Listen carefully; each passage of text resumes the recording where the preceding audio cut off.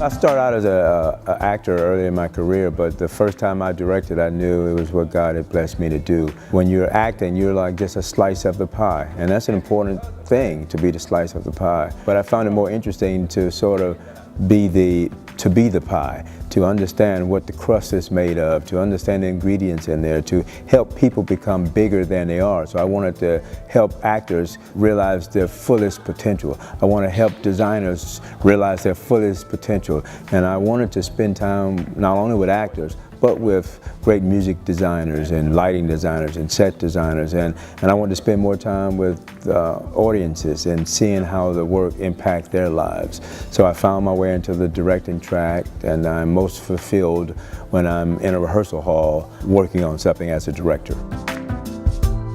I've been fortunate to have worked on some live musicals for television. I've done opera. I did Toni Morrison's first opera. I've done dramas. I've done Broadway, off-Broadway. The thing is, like, some stories lend themselves to a specific medium. You know, some things are better told on television. Some stories are better told on the live stage. Some stories are better served as commercial properties. So I'm glad that I sort of understand a little about all of it, so I can decide, you know, what playground I want to play in. At True Colors, we've always been about continuing that discussion and that dialogue about race and inclusion.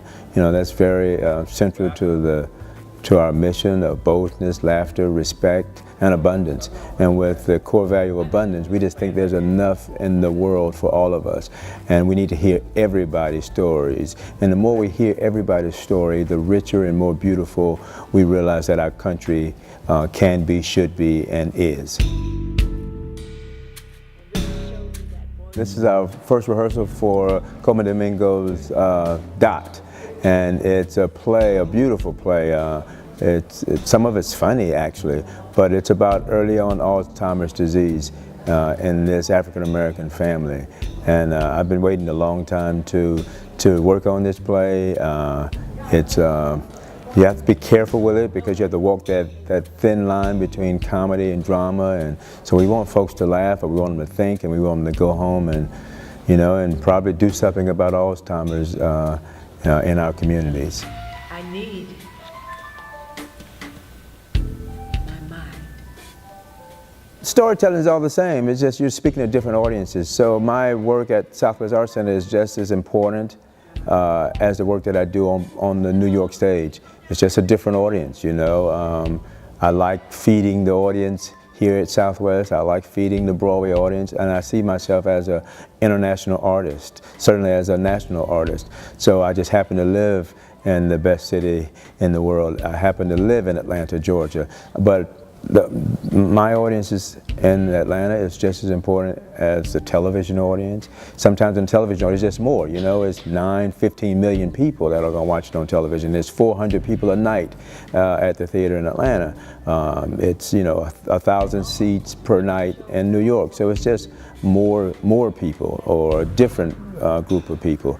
But this audience in Atlanta, I've had a relationship with them over 30 years, and the relationship continues. You know, it started out at the Academy Theater as an actor, and then it transferred to the Alliance Theater as artistic director, and now it's at True Colors as the artistic director here. So we have a relationship that goes back, and certainly I feel their energy and their spirit when I'm as far away as New York, but I always feel Atlanta. I feel that support and that good energy. So I always take that wherever I go. I didn't plan to start this company. I left the Alliance because my job was done.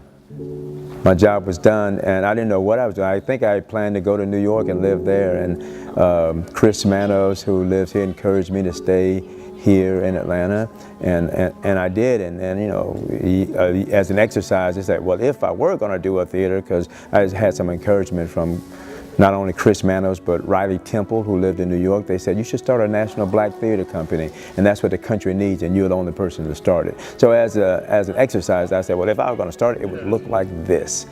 And, you know, 15 years later, here we are. Well, I've worked with a lot of great actors, you know. There are a lot of unknown actors I want to work with, you know. I want to work with some great 20-year-old, 30-year-old actor in Atlanta, Georgia, you know. It's not always about the name, it's just about the process, and it's about someone that can inspire you to become a better director. You know, I'm a better director because I work with Lauren Ritloff, this deaf actress in New York who hadn't done a play until I worked with her. So that inspires me too.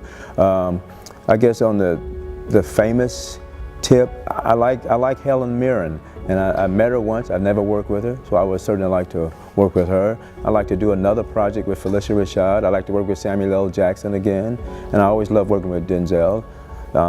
Viola is just Viola Davis is one of the greatest actors to step on the stage or, you know, behind the camera. So, you know, I just want to work with good talent.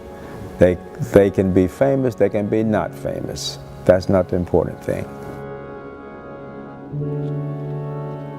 What's most important for True Colors is that it's here long after a lot of us are gone. That's what it's about. It's about making this company ripe and ready for the next generation. So that would make me most proud to know that, you know, 100 years from now we have True Colors. And True Colors is not about any individual. It's about the core values. It's about inclusion, diversity, the beauty in all of America. You know, it's about boldness, laughter, respect, abundance.